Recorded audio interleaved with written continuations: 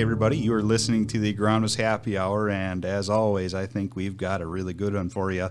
But before we introduce who we got on, as always, I want to thank our friend Darren Wenst, Keith Axman. We're going to keep playing the tunes. And also, we are the evening of January 11th, and I just remembered that Farm QA had a seminar today. So hopefully some of you who are listening got in on that. I think they unveiled some new features. They had the CEO and, of course, our friend Ben Munson on that call, and they were unveiling kind of the new rollout, new update of what Farm QA does. And so you've heard us say it over and over. If you want something to organize your day, this is something that can really do that well. And it has a lot of integration beyond that. So anyways, you got any interest? Go check them out at farmqa.com, FarmQA on Twitter. Also, find Ben Munson at Benjamin Munson on Twitter, and he will get you straightened away. So, with that, say it's time to podcast. It is. I bumped into Darren today at the Sunflower University with New Seed. I was speaking at that event. Oh, really?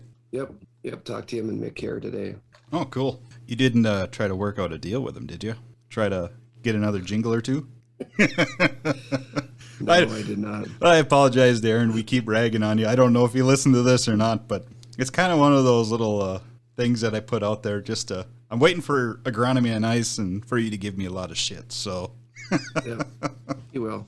Oh, okay. Well, that's good. So we've got a special guest with us on tonight. We've got Kyle Stull on the line. So if you know Kyle Stull, likely from Ag Twitter, but if you're also a podcast subscriber, you may more famously know him as the Rogue Agronomist. So whichever way you may know him, we're on tonight together, and we're here to talk agronomy. And I think as we've been talking before we hit the record button, that we got more in common than we think as far as maybe a mindset goes about how we look at agronomy. So, hey, Kyle, why don't you introduce yourself to everyone listening and just share a little bit about yourself. And, as always, we're just going to kind of wing it from there and see where it goes. Yeah, so like I told Tommy, I'll try not to swear. But I'm originally from Indiana, so I'm the weird guy that moved to Wisconsin from Indiana. Just kind of a special circumstances kind of led me here. And been really happy in Wisconsin. So graduated from Purdue and worked in retail for 12 years, and then had the opportunity of kind of going out on my own. Thought I wanted to be a full-time farmer, did that for a year, and then kind of realized that as my business grew, it was going to be kind of hard to do both. And the nice thing is, I don't know, I'm kind of the guy that realizes that early on, and I didn't try to do both and just run myself into the ground. And so, yeah, kind of started selling seed. And then as I've kind of progressed, we've been more and more consulting the last few years. And it's basically word of mouth, and it's been working really well. So farming, well, retail, which that's one part that we all have in common. We all come from varying levels of retail. I think I've got the least years now hearing out of that group. I was at just a little over 5 years of retail before I jumped over on the other side. Jason, I'm guessing your number is a lot higher than that. 8. 8? Okay. Yeah. And I was wrong. Then Kyle, winner. So, but then you get to farming. So just explain that experience when you go there. I mean, you moved. So what part of Wisconsin, you're from Indiana, you moved to Wisconsin. Like, what part of Wisconsin is it that you live in and work in right now? So I live in Waukesha, but where, I mean, there's a field a couple miles down the road here, but for the most part, I'm in the suburbs of Milwaukee is where we live right now, at least. We're still kind of trying to find a place more rural, but and my territory that I manage is basically all of southeast Wisconsin. So if you're watching TV here and watched, they put up a tornado watch or whatever it is, basically every county that our local Milwaukee TV station covers is essentially my territory. So it gets pretty big. But the nice part is I'm kind of in the central part of it. I can't go any further east, obviously. So, because of the lake, but I thought that would make a laugh a little bit bigger, but We were over in your lake here this summer. We went to Milwaukee and did some fishing. Yeah, I've done that before. I don't know. So I grew up in Northwest Indiana. So I've basically lived outside of like college and internships. I've basically lived my entire life within like 30 miles of the lake. And it's a totally different animal on the west side of the lake than it is on the southeast corner of the lake, where we got, I talked to my family and they get a foot of lake effect snow this week and I got nothing. Sure. So I suppose the predominant winds are from the northwest, right? Or from the west, and so it's not blowing all that steam or everything off the lake. I used to get, where I grew up, our average snowfall is like 72 inches. And then I come to Wisconsin and it's like 35. So people here complaining about the snow. And I'm like, yeah, you guys have no clue how this goes. Huh. Yeah, when you get in those lakeside effects of stuff like Buffalo, New York, when they have a snow, it's not just a lot, it's like heavy wet coming down. I've been in Pennsylvania before in one of them, and it's almost like rain, except it's snow. It's unbelievable how much, it's just crazy. My wife's family is from Cleveland, and then I think it's her dad's side of the family is from Ashtabula County, which is right on the line of Pennsylvania and Ohio. Yeah, we went there for Thanksgiving one year, and it was like a foot of snow, and no big deal. It's like, holy crap. It's even worse than where I grew up. A foot of snow, and it's a disaster here because it just isn't a foot of snow. It's a foot of snow accompanied with a lot of wind. And yeah, it's terrible.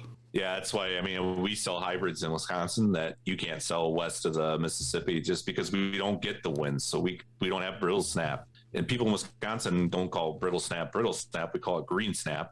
And it's funny, when I first started working with Curry when I was in retail, you guys are probably familiar with Curry hybrids or Curry seed. Mm-hmm. We were a dealer for them, and their guys are coming over here and talking about brittle. I said, what the heck is brittle? The guy's like, oh, brittle snap. I'm like, you mean green snap? He said, no, brittle snap. It's like, I don't even know what that is. I just learned some new regional terminology, because this goes down to the same as, do you call it sorghum or milo? Do you call it an auger wagon, a grain cart, or what else do they call them? I've heard a few of the names come up. Bridget Radel would be super into this right now as she's hearing you talk about brittle snap.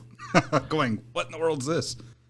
Oh, really? You guys don't know what brittle is? No, that's foreign to me. I haven't never heard the terminology brittle used. We just call it green snap. Yep.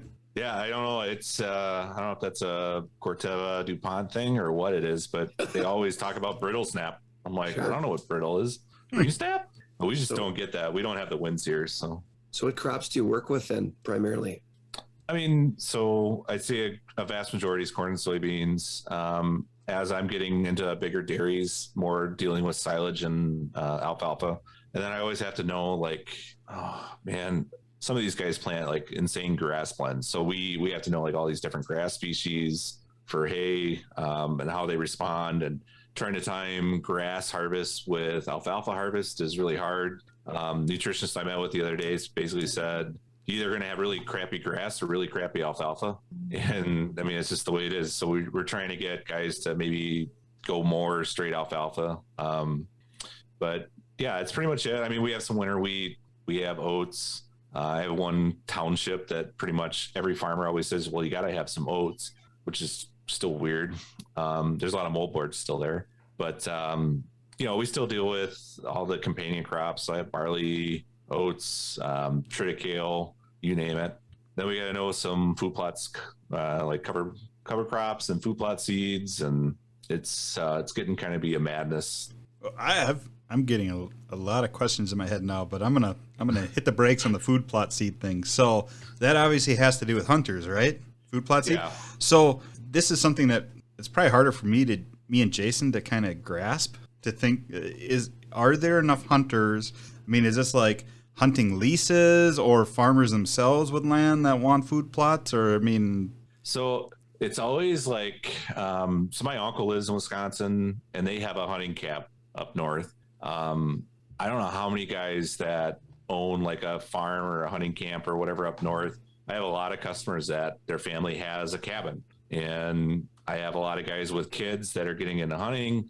So when I worked in retail, we actually had the location I was at was near Conomowoc. So it's a fairly higher up suburb. And a lot of people would come in and buy food plot seed. There's a co-op here that has it by the pound, and you can go in and make your own blends. And yeah, it's a pretty big deal the further north you get. No, I have friends that are into doing food plots. Where I grew up in Minnesota, my dad does food plots on our property too. So I mean, I understand that. But you being a consultant, do you get in on any like providing advice or anything like that to people with food plots? Because they're always asking like, well, how do I get the thistle out of this, or how do I get certain weeds out of my food plots? Yeah, I used to when I worked in retail. We'd have people come in and say, how do I get foxtail out of my like alfalfa, clover, and grass blend? And it's like, well, you don't. Well, that was like what? Listening to you earlier talking about alfalfa and grass mixtures being planted by the farming operations.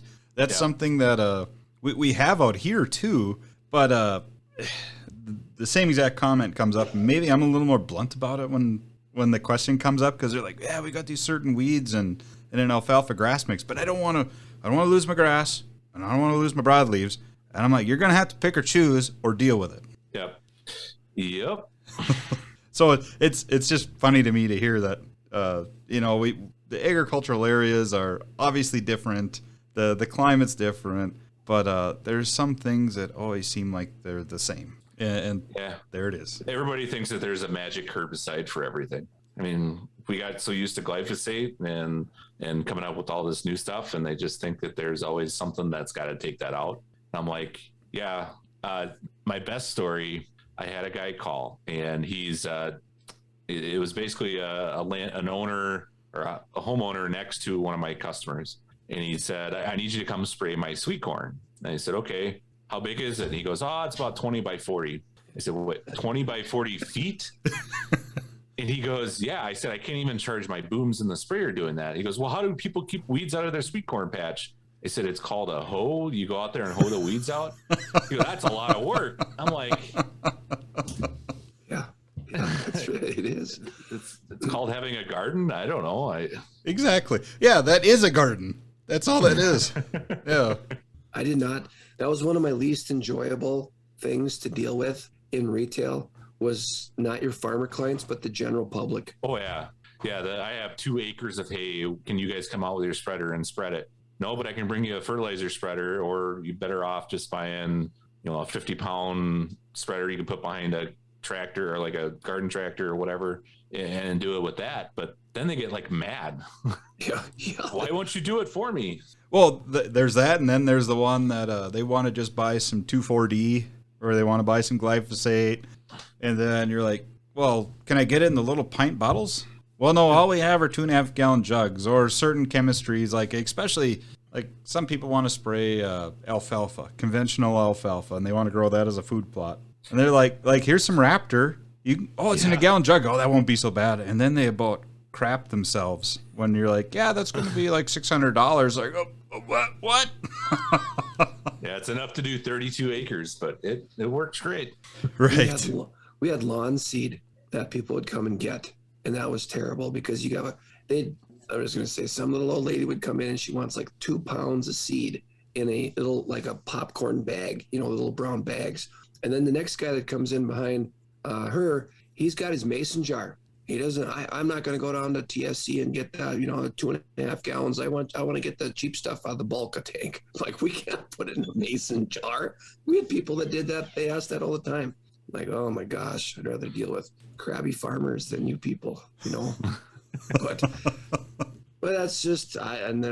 And half the time you don't know what's going on. But my favorite were always, and not knocking horses, but horse hay people. You'd sell them a blend of alfalfa and grass, and then the next year they're like, no, I don't want any alfalfa. That alfalfa blend was too much alfalfa. So the next year they come in, they're like, I need more alfalfa. That stuff you sold me last year was crap. And I'm like, okay, well, here's the stuff you got the first year. The next year they're like, that was the best alfalfa ever. I can't even believe it. I have guys that sell hay, and they'll go to horse farms and they'll take them a load, and they're like, oh, this is too green, or it's moldy, or whatever it is. And they're like, all right, well, can you give me a different blend or whatever it is? They'll take it home, move a couple bales around, go back to the horse farm with the same load, and I'm like, oh, this is the best stuff ever. It's just like, there's a lot of times we run into horse people that, they just want to feel like they know what they're talking about, and it's kind of a nightmare sometimes. I had one boss that wanted me to pull in every barn or every farm that had a barn on it. And I'm like, what about the ones that are just horse farms? He's like, oh, you could still sell them alfalfa. I was like, no, I don't want to sell them alfalfa. No, my wife was a vet tech. And if you think it's bad on the alfalfa side, wait till you got to do the vet stuff. Oh, goodness. Yeah. So we were talking beforehand, consulting and that type of thing. Here's what I do. Independent consultant. So I'm the same as Kyle, essentially business wise. But you never know how it is because I used to work in Minnesota. It's a lot smaller fields and I'd say the same intensity, but there's just different things you have to deal with. And so this is just kind of my setup. You can describe how your setup is. So I live out kind of amongst my growers. I'm on a farm and I run a trailer. And on that trailer, I've got two Polaris 850s. So I got me and generally my son that run those. My soil sampling I do inside of a truck. I have a hydraulic probe inside of a truck. And then it's computer work and things like that. I mean, is that very similar to what you do or how does that work? Is it? Yeah, so I'm a one-man band right now. I don't really want to add anybody.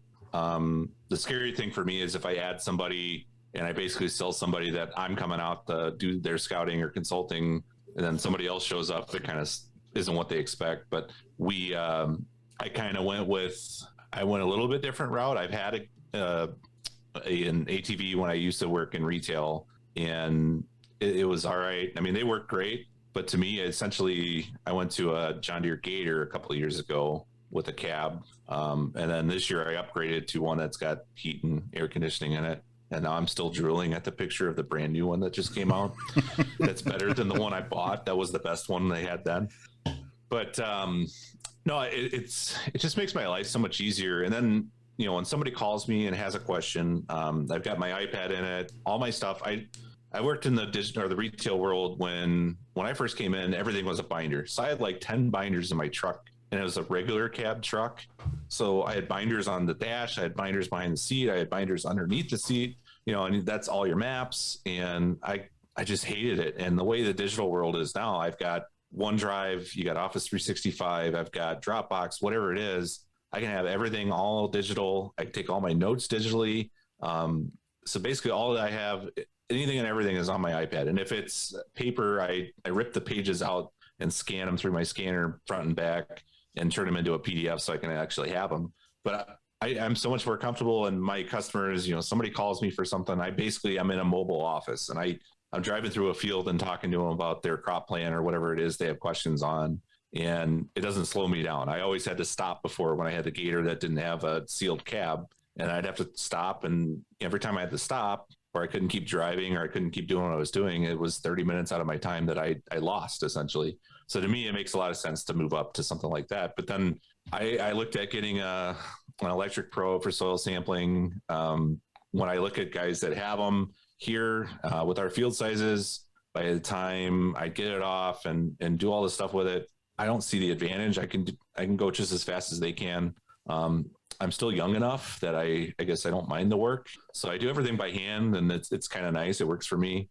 And that's kind of my deal. I mean, I got two pickups, and one's kind of a clunker because it's got like 180,000 miles on it. And the other one's a 2016. So I don't have anything like brand new yet. We did trade one of the trucks, and I'm waiting like 8 months. So I'm going to beat the crap out of the older one. They're not going to give me a whole lot less for it. But so no, yeah, I mean, it's basically that. And then we do some seeds. So I've got a gooseneck trailer and 2 seed tenders, a big seed tender, bulk seed tender, a weigh wagon. I've got seed boxes. I mean, it gets kind of crazy. I had to buy my own or rent my own shop at least now just to be able to work on stuff and have some place to store all this. And right, with all that equipment. Yeah. And I think at one point I had some stuff at the farm. I had stuff at our seed warehouse. I had stuff at another place. I had stuff in my garage. I mean, it just gets kind of overwhelming when you've got stuff everywhere. So yeah, now I have one central place that I can actually keep everything at. So I'm jealous of that. I still have, I've got to keep some stuff that I don't have a bunch of equipment, but I've just got a lot of stuff. I live in town and some of my stuff I got to keep in a storage unit. And so then it's all the way across town. And then I'm like, oh, I really need some of this stuff. I'm like, crap, it's in a storage unit. I gotta run across town to go grab that. I got another storage unit where, because I don't have enough garage space or yard space. I don't consult anymore, but when I was running a side-by-side. And I am jealous of the Gator thing because I've rode in those, and my God, those things are quiet and just it's a nice ride. And yes, you don't have to stop what you're doing. You can get in a phone conversation. It's not bad. I have a Yamaha Viking, and that is the loudest side-by-side I have ever driven. And I got a cab for it, so that was awesome when in the spring when the weather was cold or in the fall soil sampling. Having the cab was great, but I had to wear earplugs all the time because it was so damn loud. Yeah, the only reason mine's really loud is because the stereo that's in it. And I didn't realize this. I bought this thing, and I've done in the past when I buy something, usually I'm like, well, we'll buy it with the base package and then I'll upgrade it as I feel like I need it. And then I kind of really started looking at the fact that you can buy it cheaper, just basically upload it the way you want it from the dealer. It's cheaper than taking hours of my life and trying to rip stuff apart 5 times just to put the stuff in it.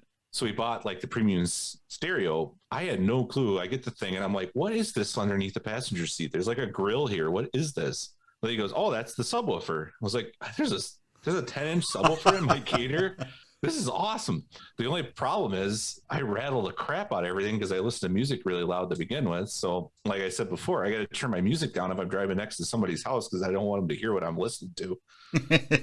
I can totally appreciate that.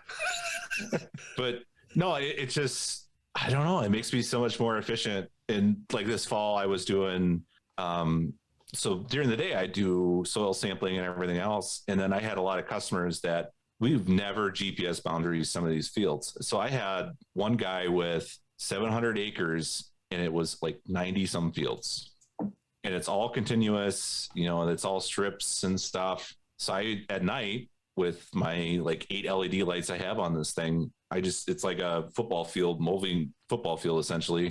As far as lights go, I could drive all night and I was going till 8, 9 o'clock at night in heat with a nice radio, and I had my cooler next to me, and I could drink or eat whatever I wanted. It just makes me more efficient, and I can go longer and work harder. And if there's rain coming, I don't have to scurry back to my truck and hope I make it in time. If I get rained on, it's no big deal. I'm inside a cab, so it just all this little stuff. It's funny that it seems kind of trivial, but when you kind of look at it. Every couple hours I get a day extra of scouting or whatever else I'm doing, it really pays for itself pretty quick. I was gonna say, you're selling me on the Gator. Do you take a 0 to 6, or what's your depth that you normally sample to? Pretty much right at 6, but I mean, as good as I do, no matter how hard you try to keep it exactly right, you're never going to get a perfect sample every single time you stick the probe in. And then soil densities kind of change too. I mean, you get into peak ground or you get into some lighter stuff. It's 6 inches isn't really 6 inches. I mean, by the time you go down 8 inches, it looks like you got a 6-inch sample. Yeah. So there's a lot of guys that, the struggle I have with retail or anybody you hire to do soil sampling, they should be an agronomist. They should be somebody that understands that there is a standard that you have to abide by. The integrity of the sample is really important to people, and it should be. When I worked in retail, the people that would do soil sampling weren't the number one guys in our operation. I mean, they definitely were not. It was always, not that there's not some co-op somewhere that's listening to this and they're like, well, our best guy is the one who's running the soil sample rig. That hardly ever happens. It's the guy that can't drive the tender truck. It's the guy that can't drive the spinner spreader in fall. It's the guy that just sits around if he has nothing else to do. And that's the guy who's doing soil sampling because he doesn't have a CDL. He doesn't have an applicator license. Whatever it is, they don't trust him with that stuff. So we'll just send him out and soil sample. All he can do is poke holes in the ground. Perfect. Yeah. And even our retailers around here, there's nobody, they're having such a struggle, I think, with hiring people and keeping people around. And they just don't see the benefit of the soil sampling. They see the benefit of the fertilizer sales. It's the same thing with seed or anything else. They're not going to provide a service to a farmer that they can't make money on somehow. And if they're not making any money on soil sampling, they'll hire it out to somebody else, charge you $1 an acre to hire it out to somebody else. and then tell you that they did it. And then they'll tell you that, well, you should be doing variable rate. And oh yeah, by the way, we can do the Rex, and literally all I have to do is click a button, but I'll charge you $1.50 an acre for that. It keeps adding up, and to me, it's ridiculous. I dealt with it in agriculture or in retail, and it got so upsetting. It's just like I'd have a guy come back from soil sampling, and he's like, "How'd that go?" And he's, "I don't know, it's done." You're like, no. You're speaking our language here, because this is these are things that are more common. That, well, they're common, but I think maybe there's some that listen that know this, and we know a lot of good agronomists that do the soil sampling too. But there are places, and it feels like just depending on what the priorities are. But you're right, everything's about money generated, and if you just put a line item on what soil sampling is charging, it's not a lot of money. And so they go, why would I take the person that could also be selling seed and all that and taking them away all fall when they could be, doing that? Yep. And that's a miss, because I've always been the biggest proponent of soil testing. I go, you want to know a farm more intimately and better than anyone else that walks in the door? You don't even need to know what the results on the soil tests are. Matter of fact, that isn't as big of a deal as just pulling the cores. There's so much you can pull from just feeling and seeing the variability in the field, the amount of organic matter, the texture. I mean, there's just things like I don't know, it's the art of being an agronomist, maybe. You understand these things. There are farms that I scout, and I've scouted them for 14, 15 years. And your spots that you want to look at. Where, all right, so we sprayed Dual and Callisto and atrazine here, essentially Lumax. But if there's going to be a ragweed escape, it's going to be that spot over there. And that's where I'm going to make sure I go check. If there's going to be a grass escape, it's going to be in this spot over here. And you have your spots where you just know you have to look to judge the whole field, and you can tell. And when you soil sample, it seems like it forces me to go to different spots of those fields that honestly, there's spots and fields I haven't been in 14 years. And it's not that it's a huge chunk of a field. Maybe it's just a little corner that I don't typically look at because I know that's not a problem. And I get in there and actually start looking at stuff and understanding a little bit more stuff about it. And it's made me a little bit better person that way, or agronomist. And, talking about field boundaries, that's been really nice to do too. I mean, there's times where you don't exactly drive all the way around the edge of a field to kind of know stuff. And, we're more worried about the interior, the big part of the field. We're looking at the whole picture, but doing boundaries has been kind of nice too. So yeah, it's just a matter of getting the agronomists in the field and doing stuff. I mean, that's the struggle I have with retail sometimes. I mean, just trying to get guys to scout the entire field and not at 55 miles an hour, or not parking in the field entrance and walking 300 feet out and then walking back to the truck. And that's where I have trouble with, when Climate first came out. Climate was billed as this app that's going to show growers how much you care about their operation, and you can drop a pin and put a picture on it. Encirca was the same way when that came out. I was a curry dealer. We dealt with Encirca too. Mm-hmm. And it's a what did I call it? It was a punch card, agronomist punch card. All it is I was in your field 10 times. And did you walk to the far edge? Nope. But I was here 10 times. That's how much I care. Right. And I'm not a punch card agronomist. I'm not about how many times I was there. It's about what we did when we were actually there. When you told that, this is kind of a sidebar, but when you told that, 8, 9 o'clock at night, and you got all the lights on your gator and the subwoofers going, all I could think of was like, there's some young couple out making out at some place. And all of a sudden it's like, they're in the back seat, and it's like, is that Tupac I hear? Is the train, is the circus coming to town? What's going on here? So right around the corner. The weird thing is, so one of the nights I did that, so I did a video, I did a video like November 1st, and I was like, wait, so just making sure that Halloween was yesterday, I'm not making this up, right? But the farm that I was on when I did that is kind of a spot in that town where people would kind of go parking, because it's, there's a dirt lane that goes back and nobody really can see you from the road. And we have found like used things in the field lane. So that actually might happen in that farm if I was doing it. So That's just the way it is, right? Question I had was, so you mentioned retail, you mentioned selling seed. Do you have a percent of your growers that buy from you and then also consult, that type of thing, or is it kind of separate? Or I'm sure there's a mix of everything. Yeah, I've got guys that don't want to buy seed, that just want the consulting. And I mean, I have a couple of farmer dealers that I do consulting for. So they sell competitive seed, but I still do their consulting. It's fine by me. I mean, I'm able to at least wear two hats. I don't have to sell them seed. I really don't care. I mean, if you don't buy seed, you're never going to buy seed. That's fine. We'll still do your agronomy stuff. We're going to make your stuff that you have work for you. That's fine. Yeah.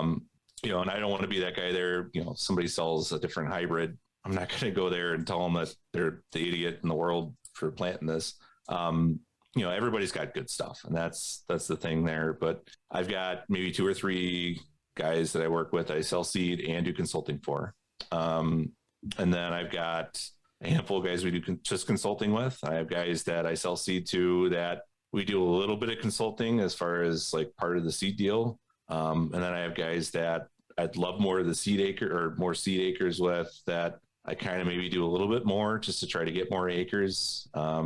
But at some point, I think that's kind of like a lose-lose situation where I'm doing more work than what it's worth, and they're not seeing the value in the seed. And I think I posted on Twitter the other day, I had a guy tell me, well, I still have to buy from this guy because he's a nice guy. I said, well, what the hell does that make me then? You hit a nerve when you posted that. And I guarantee you everybody. I mean, if you're a sales agronomist or if you're just a straight retail salesperson, you go, well, this person's just a good guy. I got to give him some business. And when I hear that, I'm like, how do you interpret that?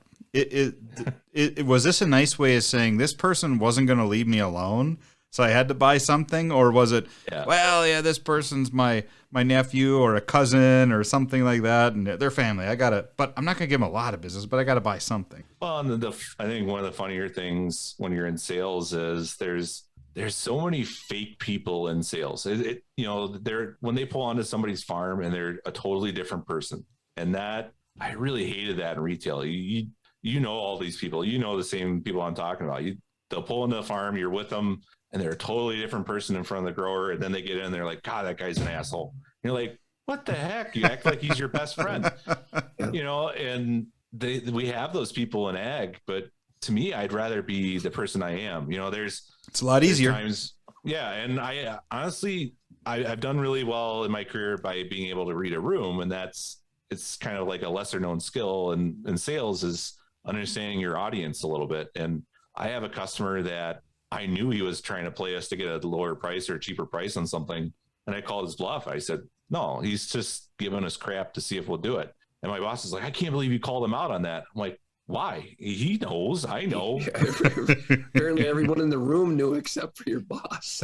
Yeah. And this guy's like a great customer. He's turned into a friend of mine, just because I actually had the guts to actually say something and understand how he is and what kind of a person he is. And he's the kind of, I have a lot of these guys that they get really excited about getting somebody really worked up. That's like their favorite thing. And when you can't see that they're just kind of giving you some guff to try to see how much you'll take it, the more upset or like nervous you get, the more excited they get. They kind of get a smirk on their face. And me, I'd rather just call their bluff and go right after them.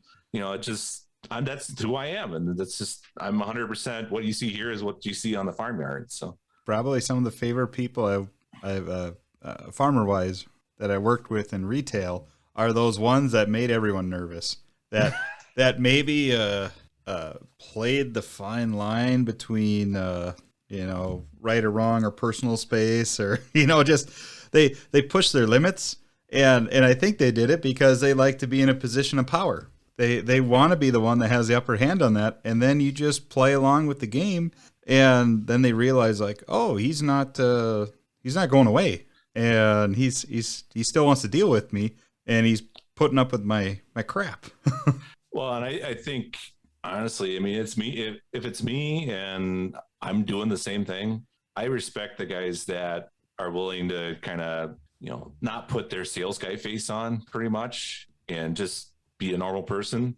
and talk right to me the way it's supposed to be. And I think I've garnered a lot more respect by being that guy that's not afraid of that kind of stuff. And, there's salespeople that are like, that guy's just a difficult person to deal with. I'm like, no, he just always asks you for the lowest price because that's the way he is. He's not trying to be an ass about it. He's just being a nice guy. He's doing what he's supposed to do.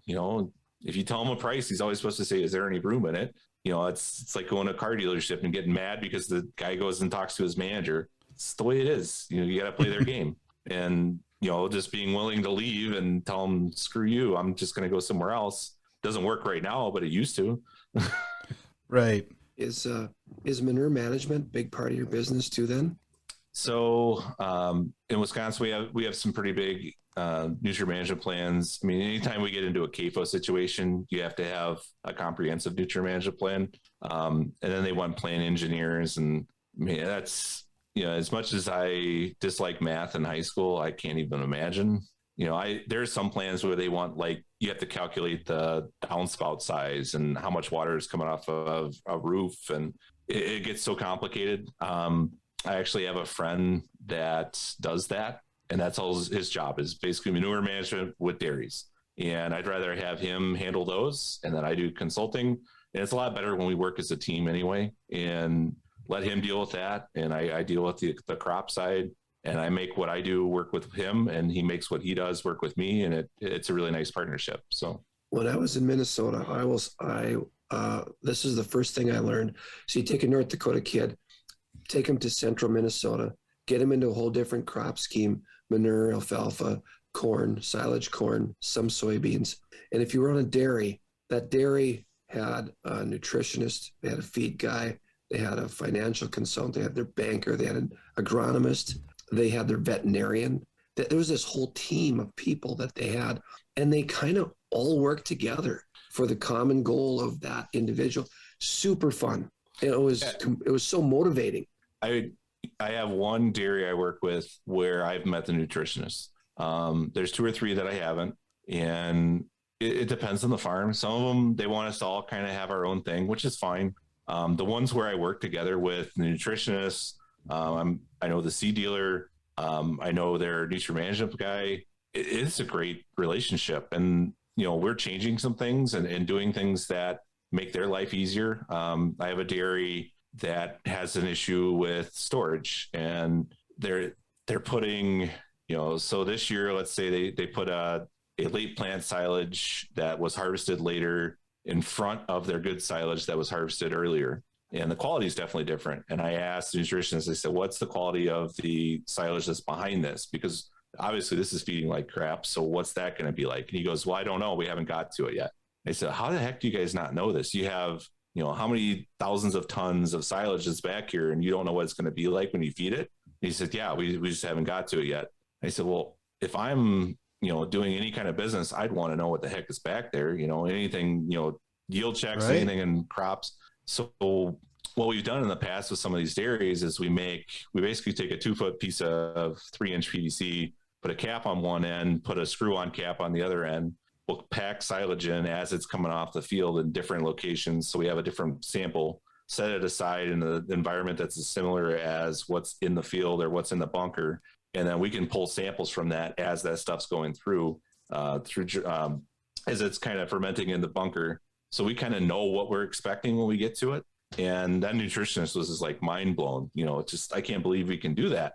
I'm like, yeah, well, it's 2 or 3 pieces of PVC and we can do it. And this guy's just excited that we can start doing this stuff. And to me, that's just common sense. Let's do it. Let's know what's back there. But right, there's something that and like our thought processes are going the same way. It's like, hey, here's how you can collect a representative sample, and you can find a way to ferment it the same way that it would go in the pile. And then the nutritionist now knows, hey, this is what I can expect as we're starting to feed this.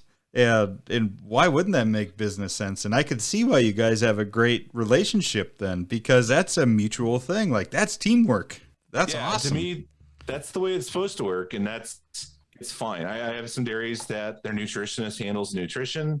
And there's a partner that handles the cattle and the nutrition side. And then there's a partner or brother that handles the crop side. and that's who I work most or closest with. And that's fine. You know, if it's separate, it's okay. But where we do work together, it works really well. You know, and I'm not there to kick the nutritionist off. I don't care if he's a bad guy or what he is. Obviously, he's there for a reason. They like him. So if I can do anything in the field, you know, there's things we can do to affect crops, and our recommendations can kind of change a few things. I mean, you know how it is. Sometimes you put a fungicide too early on silage. I don't know if you guys ever deal with this, but put V5 fungicide on silage, it tends to increase the lignin. Yeah, great. We have better stocks, but the lignin doesn't feed well. So to me, I'm like, well, we would never do that. And, you know, there's a in-furrow fungicide, Xyway, which I don't even know if I want to put it in furrow after what happened last year with Xyway, but we do know about that. Yeah, same. So it's pretty universal. I don't know if Xyway would, you know, promote a little bit more lignin growth or make a healthier stock early on. If we put it in furrow, maybe that's going to affect silage quality. So, you know, these things are things I think about that others that might not think about, but you know, their nutritionist wouldn't know the difference. You know, he wouldn't know that we put Xyway in furrow, you know, and all I'm after, you know, if I didn't know that, is a healthier crop. Well, yeah, you're doing it as an agronomist without knowing what the end use is. You're like, hey, if I could put on more lignin, that means better standability. That means we got better, healthier plants standing longer in the field, you know, less prone to brittle. I'm going to try to use the correct terminology here. Honestly, that might be a Corteva or DuPont thing. I don't know. I'm hoping in a week we'll get down to the bottom of that. And we find out. Check this out. Yeah, we'll get that checked out and figure it out. But that's super cool. I mean, that makes total sense on that. I'm going to spin this another way on this whole teamwork thing.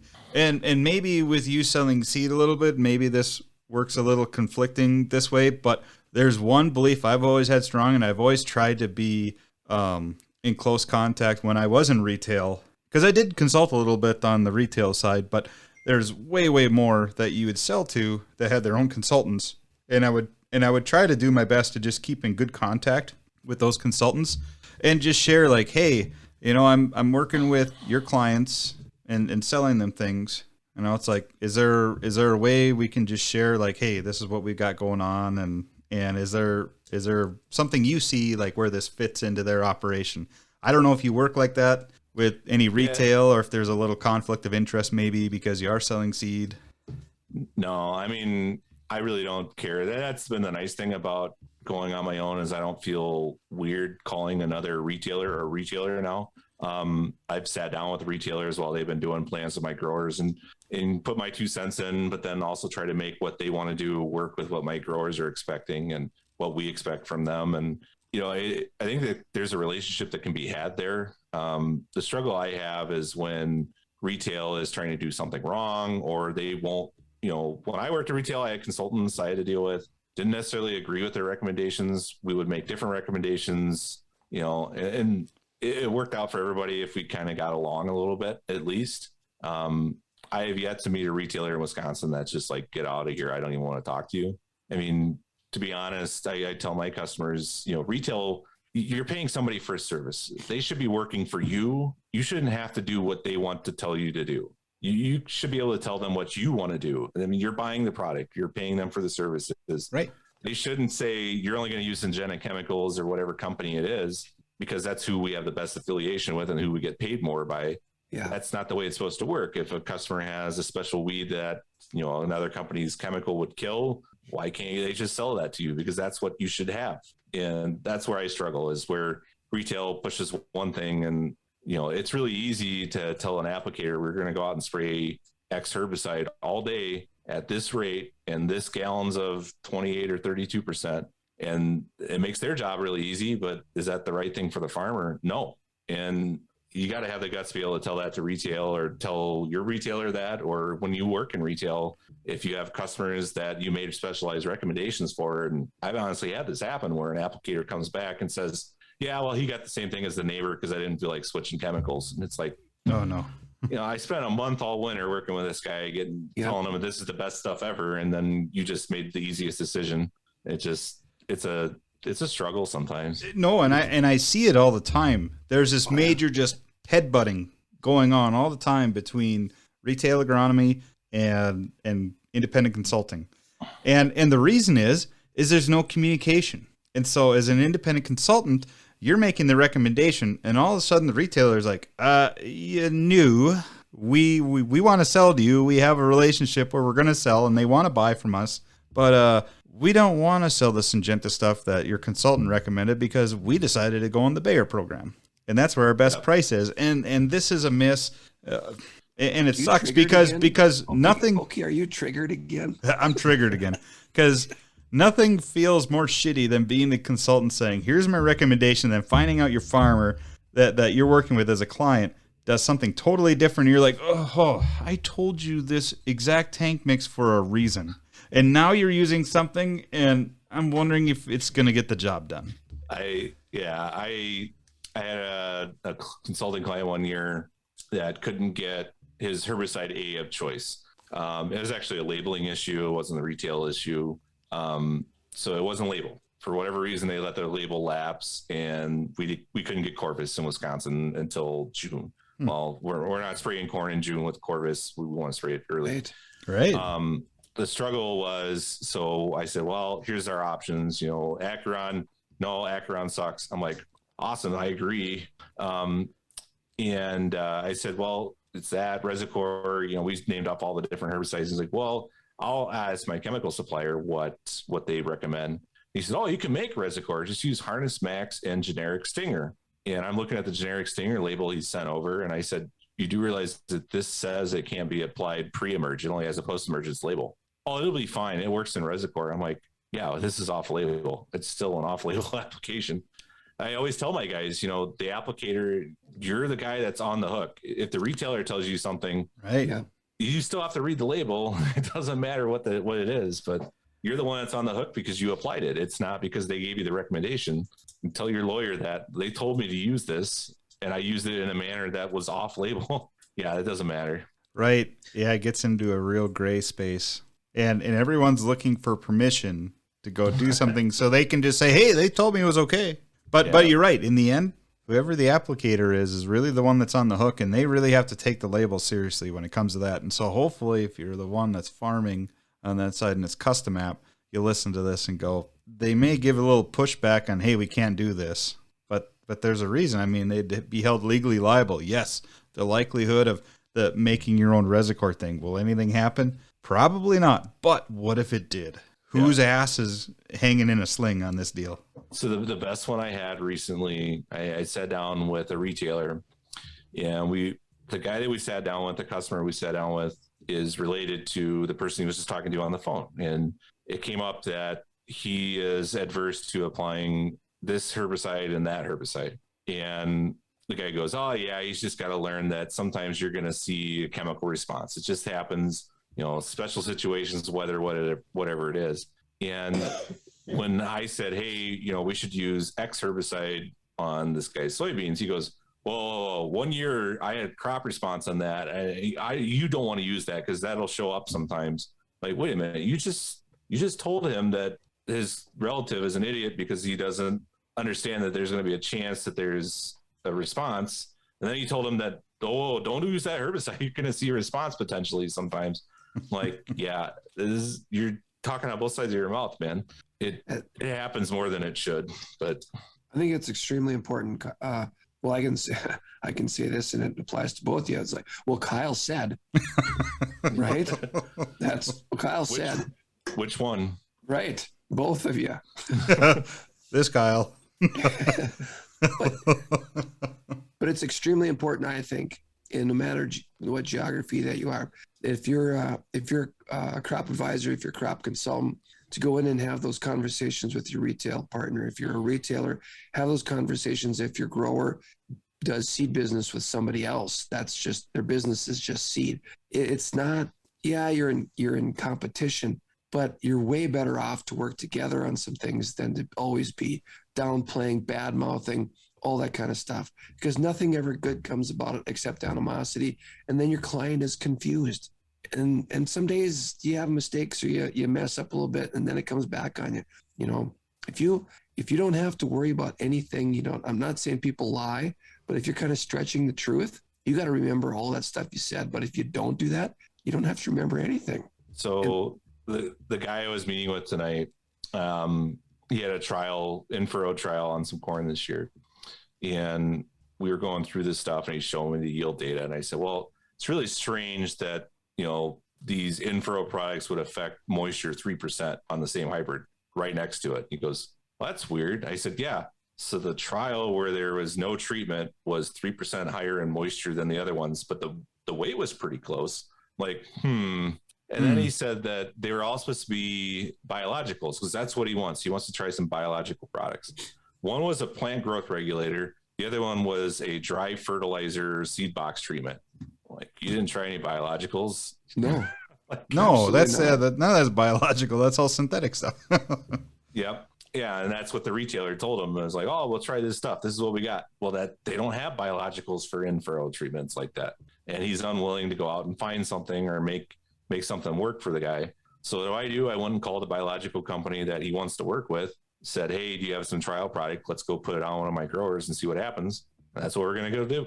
And all it was is a phone call. It just make the call. Retailers, it's so easy to do some of this stuff.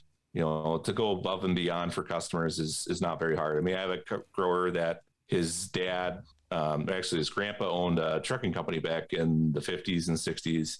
And they were all proud of this trucking company. And I was on eBay and I have an eBay alert set up for their name and the town they're in. An advertisement for this engine company that was back then had an actual full page ad with a picture of his grandpa on it, picture of their trucks. And that was his Christmas present from me this year. And he's just like, beyond belief how we found this. The little stuff like that makes a big difference to people. I mean, it just actually giving a crap about your customers goes a long way. Being genuine and not just being in it for yourself, that you're in it together. And a little gesture like that goes an amazing distance. Yeah. I mean, my wife always says, who are your friends? I'm like, all my customers are kind of my friends. I'm like, I don't hang out with anybody else. I love these guys. I have so many friends that I kind of care about. And that's the way this has kind of turned into. I never really thought, customers would be friends. I just thought they were like, would keep our business separate and personal. And I'll be my hermit self when I'm at home, like I normally am. And when I'm at work, I'm this bubbly guy. And now I'm hanging out with guys after hours and doing stuff with them on weekends. And it's kind of been different. So I've had some unbelievable conversations with my clients that are farmers about what they think they want to do with their farm, who they think is going to transition it. And then they're asking me things with their kids, things with health of their parents. And you slowly develop this relationship. It goes a lot deeper than what you do is stuff on the farm in their fields. But what you're really doing is cultivating relationships with people and their transition of what they want to do. And that's the coolest thing. I mean, we've all got the retail experience. We're not really knocking it. I think we're just saying if you are in ag business, man, I tell you what, there's nothing better you could put on your resume than so many years of retail experience because of the gauntlet of things that you do. But if you find something that's your niche and it's whatever, running a seed business, running a independent crop consultant business, doing whatever, take the risk, go for it. I think that's worth the reward. Well, and I mean, so I've had customers where, a family member's sick or whatever it is. And do you know how many people that are trying to sell them stuff pull into that yard and say, how is your family member doing? How are they doing? Literally, they're in hospice, whatever it is. And every person that comes in there that day asks them how that person's doing because they want to show that they care. And to me, I'd rather be that guy that says, hey, let's talk about something else. You tell me when you're ready, or I don't even want to know what's going on. Let's get your mind off of it and talk about something else. Let's joke around. I don't want to be that guy. I don't want to be that guy that's pulling in there and being not genuine and just saying, oh yeah, how's your dad doing? And, oh, he's doing pretty bad. And then you got to talk about it and think about it for 5 more minutes. And I don't want to be that guy. I think it shows more that you care and you're more genuine when you're like, hey, we're friends. Let's not talk about that for a while. Let's just go hang out and do something else for a little bit. Get your mind off of it. Yep. Take a recess from it. Right. Exactly.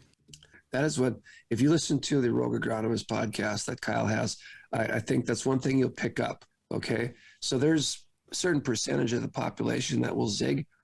You are a zag person. I mean, that's not a bad thing. It's not what you do, it's how you think as well and how you approach things. I picked that up right away. So I thought that was really cool. Yeah, I'm just waiting for like the Shark Farmer podcast invite, because we're like on one reject from Shark Farmer and one actual guest. So I'm waiting for him to like fall down the list to where I actually get invited to be on the Shark Farmer podcast. That's the honesty I like about you. It's just like, man, this knife is sharp. Yeah, that's Kyle. I listened to the one with Jason last year. I don't know where the heck I was, so I listened to it. And, Rob was talking to you, and I was going to ask you how your foot's doing.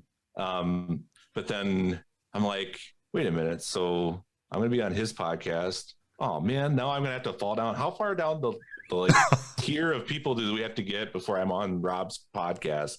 I'm like, he's had Marcia Cripps on there and like all these other people. And I'm like, oh, man, no, I'm probably going to be one of the next ones. So I'm episode 349, and I'm like, great.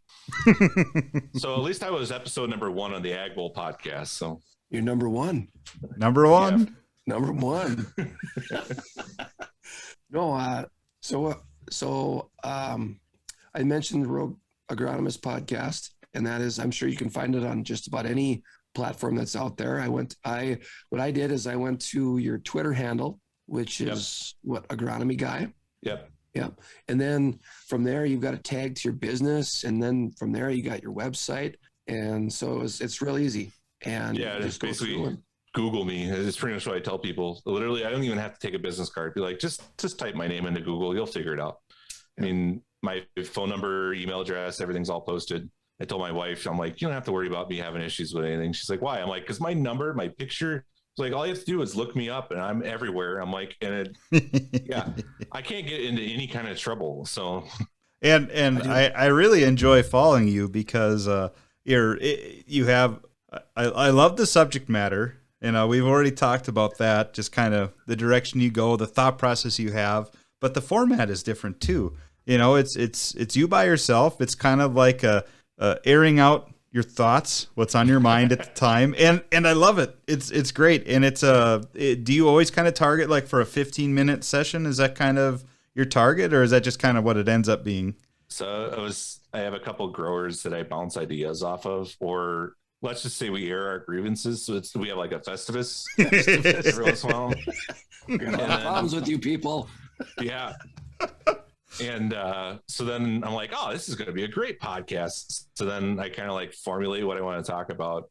And the guy I started a podcast with in retail, he's like, oh, we have to have like a whole sheet down of exactly what we're going to talk about and everything, so we can stay on track and on time. And I'm like, so much nicer when I could just put a microphone, turn it on. And, if you ever want to be in like public speaking or be in front of a group of people and be comfortable, and, the best thing you can always talk about is yourself or what you're interested in. And right. What I was always worried about in college was they'd make you do a speech on something you had to research. I don't have to research this stuff. This is stuff we talk about every day. I'm not afraid to step in front of a group of people and talk about what I love. How hard is that? And what am I going to say that's wrong?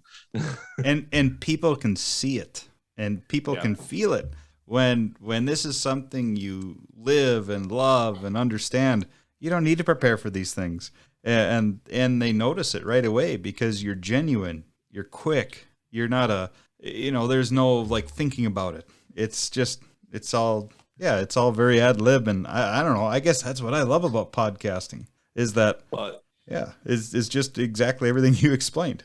Do you ever want to see a retail manager go like ghost white? I did a meeting once, and they had me go around to all these meetings, and we had 3 company-wide meetings for growers. And the first one, I'm up and I talk about my thing. And the first part of it, we're talking about profitability. And I asked the question, I think corn was like $4. And I said, if a corn went to $4.50 tomorrow, would you guys sell? And, guarantee you there's always a guy, hell yeah, I'll sell everything I had. And I knew the guy that did it in the first meeting, and big farmer. And I went, you're a freaking liar. And my boss is just like, I cannot believe. And the guy just starts laughing. He goes, yeah, you're right. I'd wait for $5 if it went to $4.50. He's just like, I said, you guys got to kind of understand that this, you know, we went in the whole spiel, but my boss is like, I cannot believe you just call out one of our bigger customers. I'm like, he knew what I was talking about. It's a genuine thing. It happened. I'm like, nobody's mad. The guy thought it was hilarious. He was just laughing his butt off. And you're like Ghost White over here. He's pissing off customers. I'm like, this is what they want. These guys like it when you call them out and joke and you're a real person instead of like the sales guy. It's like showing off a whole bunch of numbers and making stuff up. And that's not what they want. They're farmers. Farmers are down to earth people, and they want somebody who's going to be down to earth to them. You know, give it to them straight, tell them how it is. They don't want sugar-coated stuff. They want it plain text and right up in their face. Mm-hmm. You're like the Wendy's account on Twitter for egg. Right? I mean, just burn, just fire, just napalm coming down. Because there's the worst thing in the world is these corporate accounts. I get so upset and frustrated with. They want to put out legally scrubbed, perfect, unscripted. It's like you read that, you're like, this is total bullshit. It's so dry and so boring. There's nothing in here that is even worth my time. I flip right through it. I do not ever look at it. I don't. But if someone's like bringing the heat or whatever, oh yeah, whoop, back up the horse. Let's sit down. Well, so if you're familiar with Wisconsin, Quick Trip's like that. So Quick Trip has like a thing, and somebody says, "I'll never go back to Quick Trip." And they're like, "Well, congratulations, we won't miss you." You know, like, right? You know, like that to me. So there was an embarrassing tweet a seed company liked and retweeted this fall. Oh yeah, we know what you're talking about. And I said, I told somebody that works for that company, I said, the best thing you could do is own up to it. Send that person out to that guy's farm. And I'm like, I understand, you know, this person has a farm background, whatever it is. Just send them out there and get the guy a couple shirts and make a big thing and you know, make it go viral. I'm like, why not? You know, you got all this publicity. Everybody on the internet is talking about you. Turn this into a good thing. Yep. And instead it was a big apology and we were all so sorry that this happened. Let's, you know, we'll fix it. We can do better. Yeah. Like, turn this into a good thing. Why not? You know, what do they say? There's no such thing as bad advertising. You know, if your name's out there and everybody's talking about you, take advantage of it. You know, like make it cool. Like make a cool video or something. The guy he said he didn't hate Pioneer. That's a good point. There's no such thing as bad advertisement. Yeah, good or bad, they notice you. I mean, the guy that posted it, the original tweet, said that he didn't hate the company. He just was making a comment, you know, and it was a heat of the moment thing. Why not go out there and talk to the guy? Make it turn into a great thing. Why not?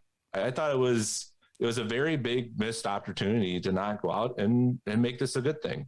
There's the zig with the zag right there, folks. I told you, but it's true. You know what? And that's happened. How many times have that's happened to all of us in ag retail? Mm-hmm. And you're just like, you know what? We messed up, and you got to go out and make it right. And you think you're going to get just destroyed, and the relationship gets better because you owned up to it.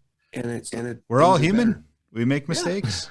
So I have a guy that if I post something and somebody gives me like a negative feedback on it, which I've gotten to the point where I don't even care anymore. You know, there's always going to be those people. Yeah, of course, I posted a thing and said John Deere's autonomous tractor is kind of a leap forward. At least they're doing it, you know? Yes. So yeah, maybe Case IH was first, whatever, who cares? I don't care which company's doing it, but hey, they're out there doing it. And there's always those people that are like, oh, all the green guys are just going all over themselves. Why? Who cares? You know, I mean, if there's a seed company had the best hybrids that you could buy in the world, and I bought a competing company, I'm going to put that down because I'm so loyal to this company. That's just, it's dumb. I just don't understand that stuff. I could get into autonomous soil sampling though. That would be like the ultimate. I'm serious. Right? I know you're genuine about this. Oh yeah. I have a guy that, you know, when somebody posts something negative, they always like the negative ones. It's one of those guys that likes to try to get underneath my skin, which is fine. You know, so what am I supposed to do? Like, I notice it every single time because every time I look at my mentions or whatever, my notifications on Twitter, you see it. Every single time I get a negative tweet, this guy likes it. So what do? I go to the guy and I said, hey, you know, just next time, you don't have to like every negative tweet that somebody posts on my thing.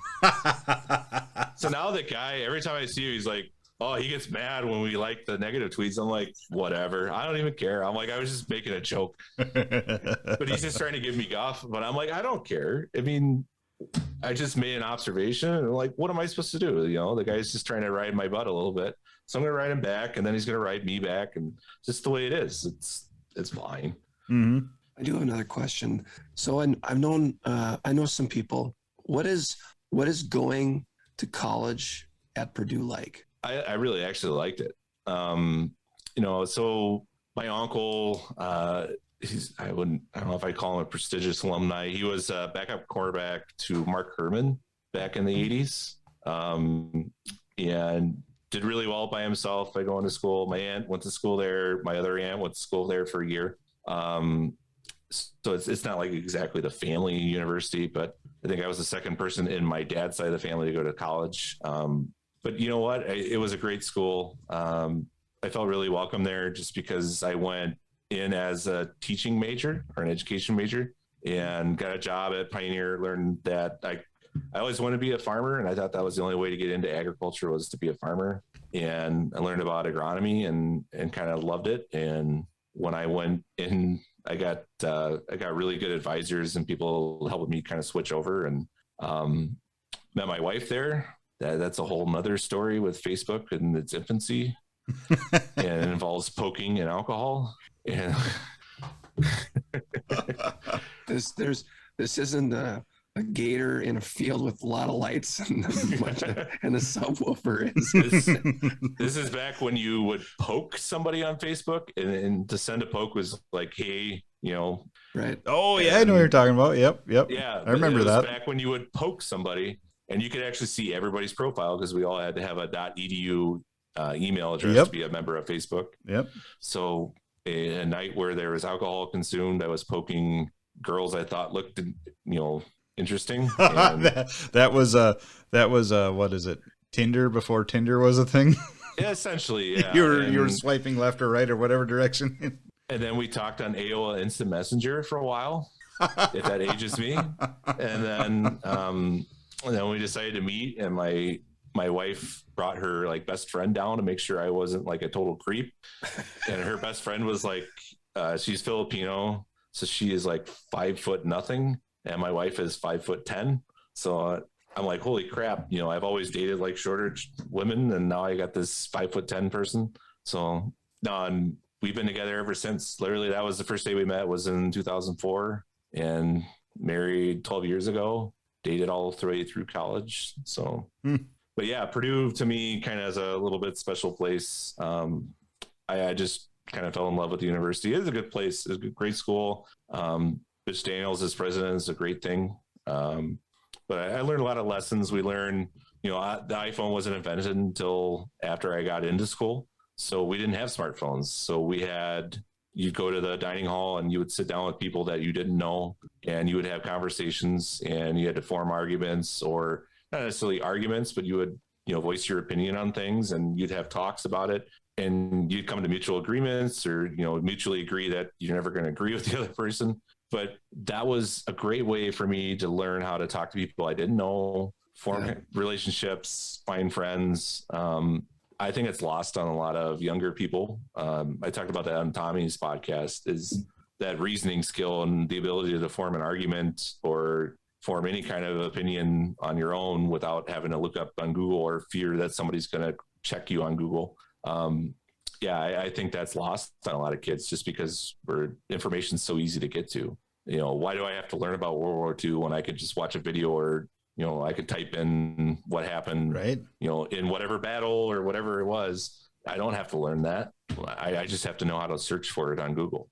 And, the days of us, there's programs that are trying to replace agronomists. Essentially, they're trying to fly drones over fields to make recommendations. We're trying to use NDVI or NIR, whatever it is, to make that kind of call. We're trying to put basically, you take a picture of a disease or a weed or whatever it is, and it'll tell you what's wrong with your corn, which they're not very good right now. They still work, but they're not 100%. You still need to know the agronomy, though. Yeah. Well, I always talk about AI. So artificial intelligence doesn't have reasoning skills. Artificial intelligence uses data and whatever input you put into it to make a decision. It doesn't have reasoning skills where the last time this happened, I saw this happen. It says, my programmer told me that when this happens, this will happen. It doesn't have the ability to make those reasoning skills. So artificial intelligence is never going to replace people 100%. It can give you all the information in the world, but you're still going to have a person making those reasoning skills.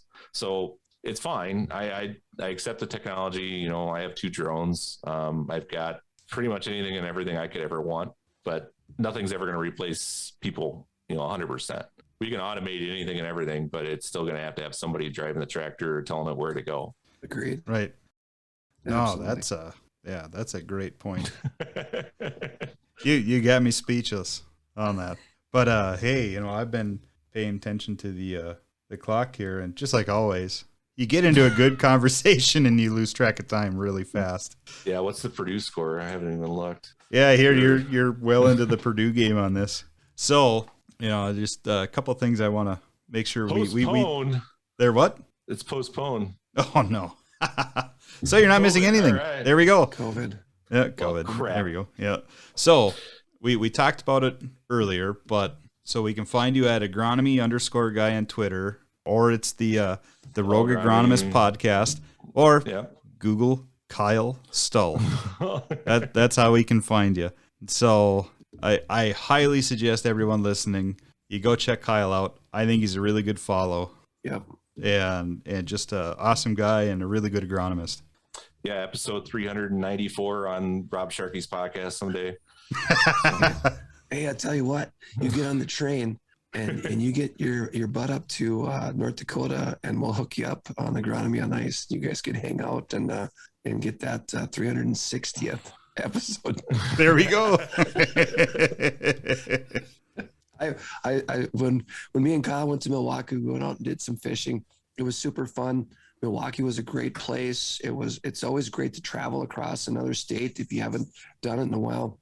And I was kind of prepared for the amount of beer I was going to consume, but not the amount of cheese or butter. Wow. The dairy. Mm-hmm. Yeah, I was like, I think I should go see my cardiologist here. But it was really good. Oh, there was some fantastic places to eat. Everybody was super friendly. Great place to go. I hope we go back there next year and fish, because it was. Yeah, I'm kind of looking forward to going back and doing that. It was a pile of fun. Yeah. Yeah, I'll have to send you a couple of pictures. We went 3-4 years ago and charter fished. So I actually kind of know a hookup on that. So. But really? I might or might not know people with their own boat. So, and then a little nicer boats. But yeah, no, charter fishing in Milwaukee's it's fun. We went out for Lakers and we hooked a king, and the smallest girl on the boat, it was her turn to reel it in, got it up to the boat and then dipped the rod, and it flipped off. I'm like, oh no.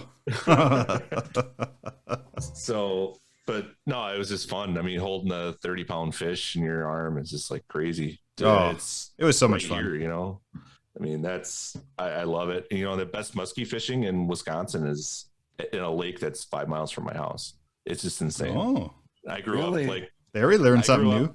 I grew up going up through, so we've been going up to the same part of Minnesota since it's been over 40 years now. The family, at least part of the family has.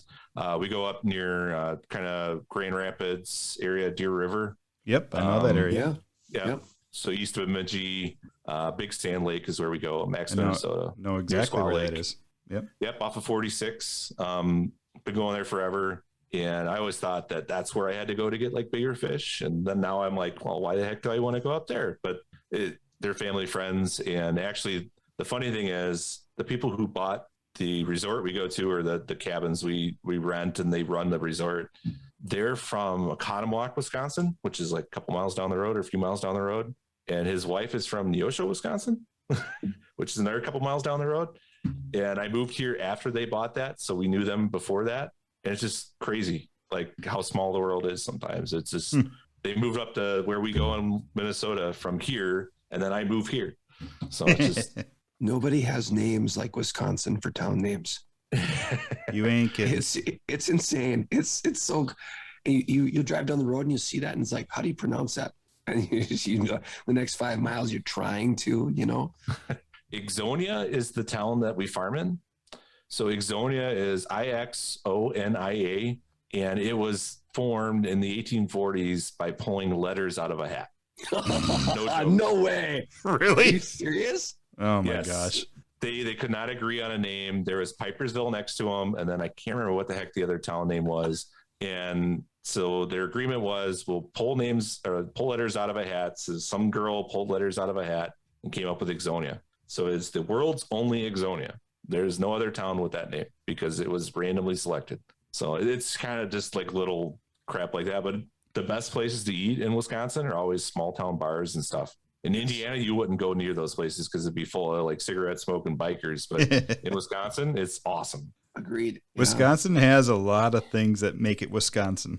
There's no question about that. If it's the unique names of all the communities within Wisconsin, if it's the outdoor stuff, if it's you said it, the amount of dairy, the butter, the cheese. I mean, the last part that we take this in, and I know you're not a beer drinker, Kyle, but it's happy hour for us, and so I know Wisconsin's big on their beer too, and so that's always how we try to close out the podcast and talk a little bit about the beer we're having. So we know you're not big on that, and that's cool. I used to be, and I don't even shy away from it anymore, but dealt with anxiety my entire life. So I got an anxiety medication like 16 months ago. And if you drink alcohol with it, it makes you go into depression. So I'm okay. Yeah, then that's something that you definitely don't mix.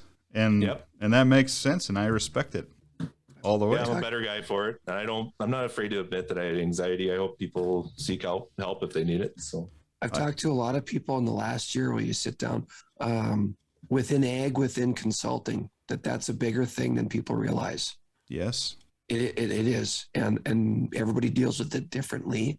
And you just have to, so it's a very interesting conversation because now, from the standpoint of I'm not that way, but I have had kids that have felt that kind of a thing, particularly with COVID and going to college and things that just bring on that type of stuff.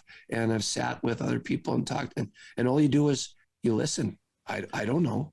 Well, let me find out. I gotta figure this out because they're great people, but and I don't understand it. The biggest struggle I have in agriculture is there's a stigma attached to it. And to be honest, it runs in my family, but I didn't know until I was on the way to the doctor to get help and get medication. Literally, I had a panic attack at like 5 a.m. and on the way to the doctor, and I'm like, just still like in shock, can't figure out what I'm doing. I wasn't like totally out of it, but the anxiety had built up over 10 or 15 years of trying to manage it myself and manage it with whatever I could. And I'm on the way to the doctor and I call one of my family members and they're like, oh yeah, your dad's on this medication, your sister's on this. And you're like, well, what the frick? Wouldn't that be nice to know? Yeah. Yeah. Oh. So there shouldn't be a stigma attached to it. I take a pill a day and it's not that it evens my moods or anything, but it just, that part of my brain that would make me constantly worry and not be able to shut something off is not there anymore. And it's awesome. I mean, literally a year ago, I said, when after I started taking it, I used to always kind of freak out. I record a video, I record a podcast. I'd sit and think about it for an hour a week. I put it off for 2 weeks, whatever it is.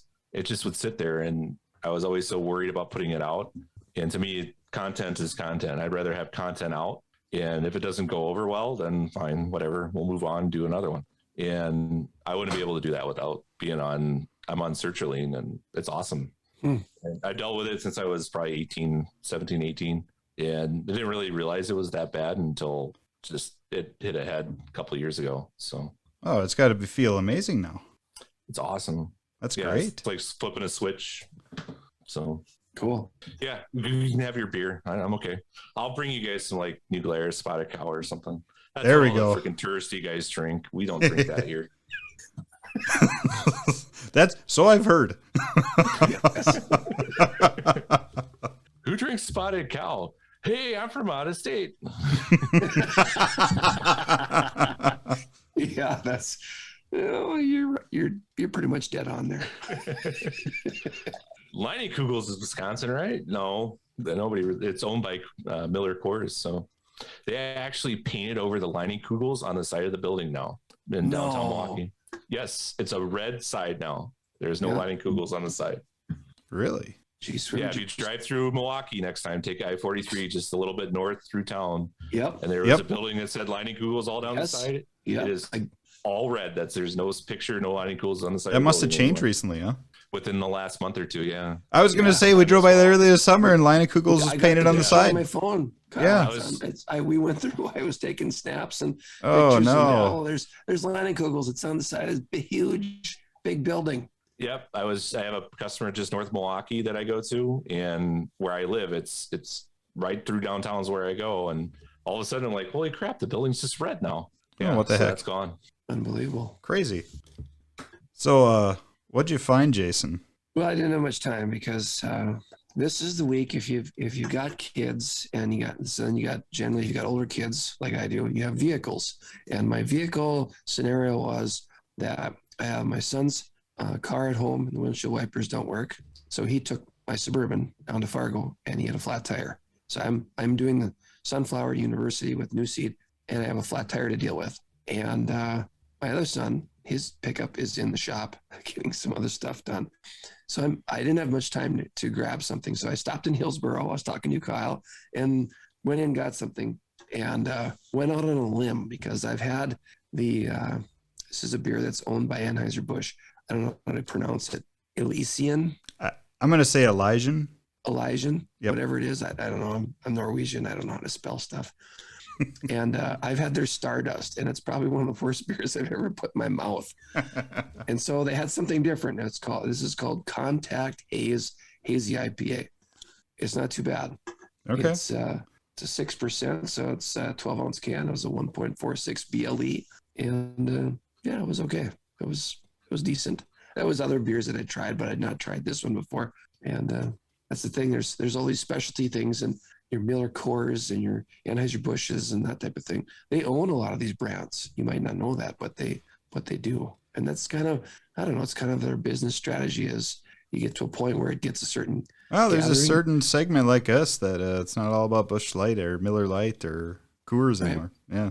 But their business model is to be bought up by someone, and if they keep everything the way they were, hey, that's okay. But so I just tried it, and it's kind of an orange can.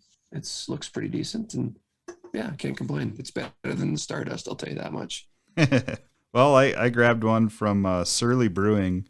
So they're in Minneapolis, and it's called Saber-Tooth Tiger. So you can just do a little figuring by the name that it's an IPA with Sabro hops, and that's exactly what it is. And, for your standard IPA, pretty solid beer. And I don't have a big story behind it other than, got to give it a BLE score. So it's a 6.7% ABV. So it ranks in just a little stronger than Jason's at 1.63 BLE. So isn't that You Betcha guy from like Minnesota or something? I think I don't know exactly where he's from, but if I'm not mistaken, he went to Moorhead State University or Minnesota State University, Moorhead, MSUM. Yeah. He was actually a quarterback for the football team, if I wasn't mistaken. Yeah, he's a Fargo Shanley grad, I believe. Oh, okay, so he is from there, yeah. You might as well say Fargo Moorhead. Yep. Yeah, you betcha. I don't think we've hit his radar because I think he would specifically call us out. Yes. Yeah, if you go to Fleet Farm down here, there's literally right by the register, there's a You Betcha merchandise thing right next to Charlie Barron's thing. I shit you not. There is Charlie Barron's and the You Betcha guy have a merchandise stand at Fleet Farm. I haven't been to Fleet Farm forever, but I believe it. I mean, they're the ones that are sponsored by them. You see them advertise them all the time. Well, I think that's the next project the three of us need to get on. Is that we gotta get something to sell at Fleet Farm. Right? Why not? Right. I mean, if your wife, Kyle, and my wife are going to say, I can't believe that they actually pay you to do what you do. That is actually a real thing. She told me that one year after I started getting paid to do what I do. I only laugh because my wife would tell me the same exact thing. That's the reason it resonates so well with me, because she has about the same amount of doubt as yours does. Oh, this has been great. So I'll say, everyone listening, we really appreciate you hanging in there as long as we have. And we're going a little longer than normal, but you know what? You can't stop a good conversation while it's going. This has been absolutely wonderful, Kyle, talking to you. And just love every bit of it. And I hope everyone listening is really enjoying it as much as we have. And again, just let's put it like this. Just look up Kyle Stull on Google, and you're going to find whatever you need to find on him, how to find him. If it's on Twitter, if it's Rogue Agronomist podcast, you're going to find him there. And we'll get him tagged in show notes and Twitter and, all. I'm the second result on Google. There's a guy that's like a trainer for I don't even know what the heck. He's a personal trainer. He's number one. I don't know why this guy always gets number one. I have way more web presence than this guy does. He pays for it. He paid Google. Yeah. You're going just by your accolades.